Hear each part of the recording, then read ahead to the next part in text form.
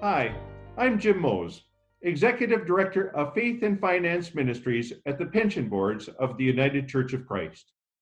Joining me today is Krista Betts, our Director of Ministerial Assistance for the United Church Board for Ministerial Assistance, the UCBMA. Now, thanks for joining us today, Krista.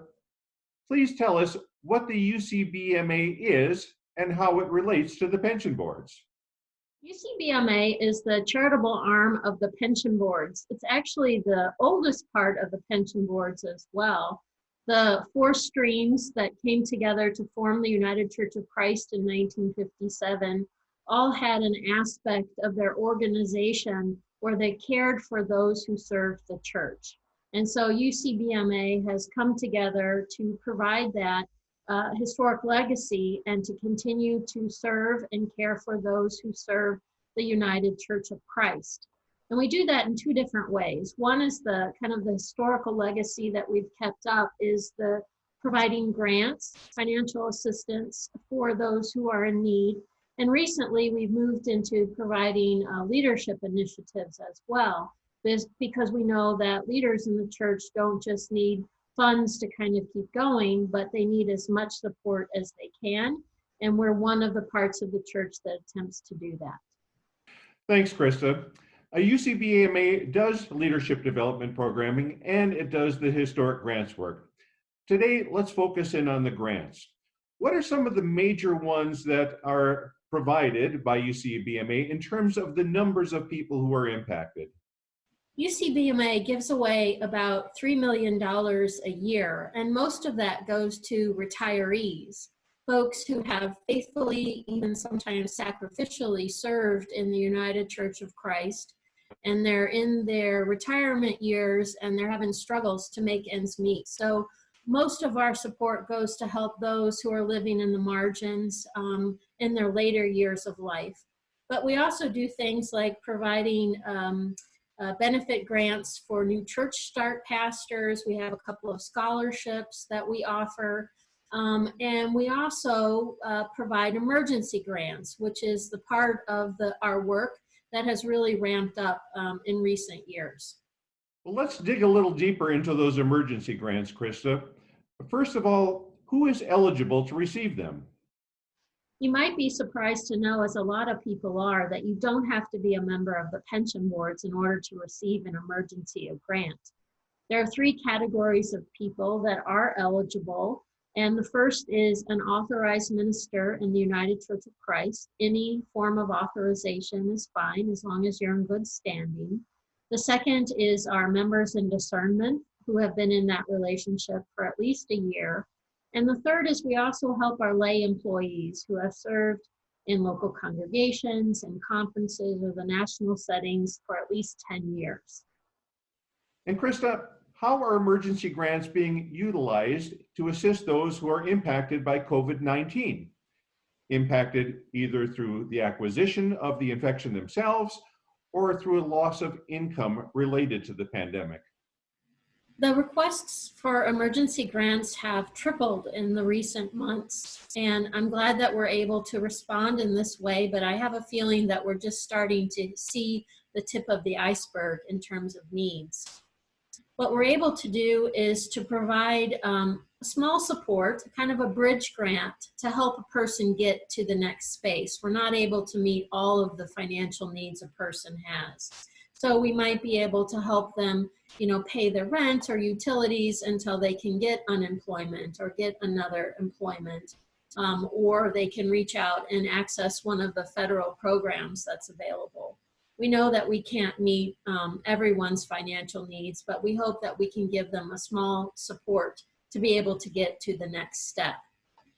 One of the stories that I can tell you that we've done is we provided an emergency grant for someone who is a part-time parish pastor and a part-time hospital chaplain, and she lives with her grandma. And because of possible exposure at the hospital, she did not want to have to go home and risk maybe passing something on to her grandma.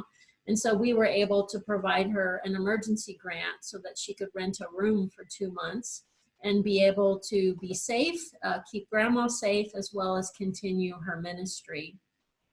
Our emergency grants have helped people pay for rent and utilities. We even helped a family pay for a funeral recently.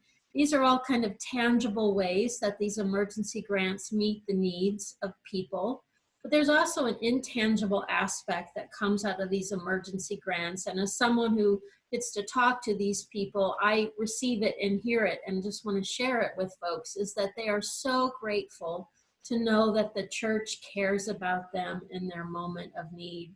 You think about, these are folks who have served and given and have cared so much, and to be able to receive that care back when they have their back against the wall and are really struggling is just profoundly meaningful and important for them. And so I'm grateful that through the Gifts to the Christmas Fund, we're able to give these gifts, offer this support, this tangible and this intangible support to those who serve the United Church of Christ and are in the midst of some hard times.